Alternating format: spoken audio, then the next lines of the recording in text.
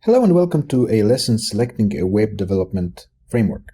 In this lesson we will discuss which web development framework is the best, what are the selection criteria related to project's goals and scope, what are the selection criteria related to team's experience, and which frameworks should be chosen by beginners. So the answer to the first question is that there is not one web development framework that should be considered the best. It is just impossible to make such decision and choose one that would be considered the best, because the selection of a framework depends on the goals and scope of the project, and the frameworks are just tools that are used to reach those different goals and relate to different scopes of those projects. So that should be the main selection criterion, the scope of the project and what we are going to do within it. And also some other considerations are important, such as development skill expertise in the team, and framework performance and long-time support for the framework. So these are more important aspects than something that we may consider framework's popularity, which frequently is not a proper criterion for selecting a framework for the project.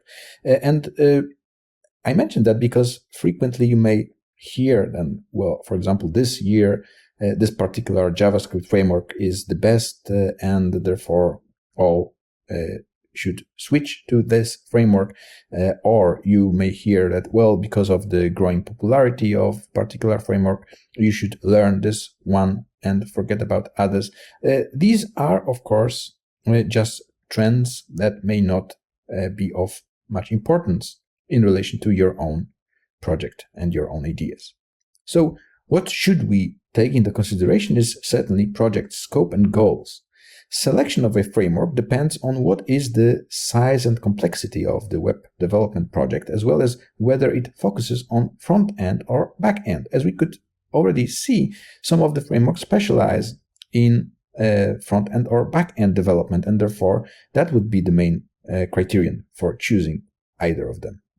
And then we may consider the fact that smaller websites may benefit from using lightweight frameworks. So instead of using complex framework to do something small, we may just use very simple one to be able to handle it. And also it may be related to the fact that we are sometimes individual developers without any help from the team, and therefore smaller framework will be easier to handle, and it will not be necessary to use something more complex.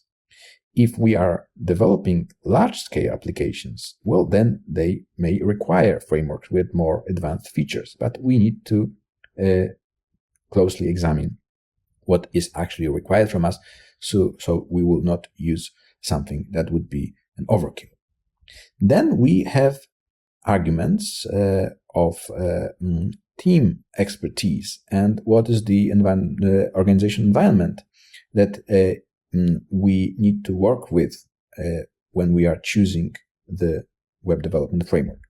So in practice, one of the main factors in selecting a framework would be the existing skill set of the development team. So if we have people who specialize in using one particular framework, it may not be possible, or it may not bring any advantages to force the team to use a different framework. If the team is not familiar with the framework required to develop a solution, it is advisable to select a framework that most closely resembles the one that the team is familiar with. So we may also sometimes switch to something that is a bit different, but nevertheless somehow resembles the already used solution. And then there is a question, of course, which framework is best for beginners. So if you have not yet used any of those frameworks, which one you should try to learn. First of all, it is advisable for beginners to learn the basics of primary technologies before moving on to frameworks. So if you just starting out in web development and you think I should already use some of those frameworks because everyone is talking about them, it is not the best decision that you may make. It is better to start with learning the basics, the fundamentals of HTML, CSS, JavaScript, and PHP before you will actually learn the frameworks. Because without this basic understanding of the underlying technologies, you may end up just being confused and overwhelmed with the possibilities, especially of those more complex frameworks. But after gathering sufficient skills, the decision that you will make is related to whether you would like to focus on front-end or back-end development. Or maybe you would like to become full-stack developer, and therefore that will influence the decision that you will make regarding choosing the proper framework. And then some of the frameworks that are recommended for beginners are rather simple ones, like CSS framework, Bootstrap. And if you want to use JavaScript frameworks, maybe Vue will be something to go if you are interested in front-end development. And then if you think about back-end development, Node, JS, or Flask, it could be your choice, with Meteor and Django being recommended as full-stack development frameworks. So these are considerations that you need to remember when you are just starting out your adventure as a web developer. So to conclude, as there is no such thing as the best web development framework, the selection depends on the project's goal and scope, as well as the project team expertise. Complexity of the project is one of the central criteria in selecting a framework, and team expertise may be extended by choosing a framework that is similar to the one already used.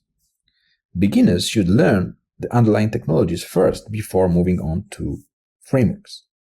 So I hope this brief overview gives you some sense of what to expect when you will be starting using development frameworks, and we will soon try what it means to actually use some of those frameworks. So thank you so much, and see you soon.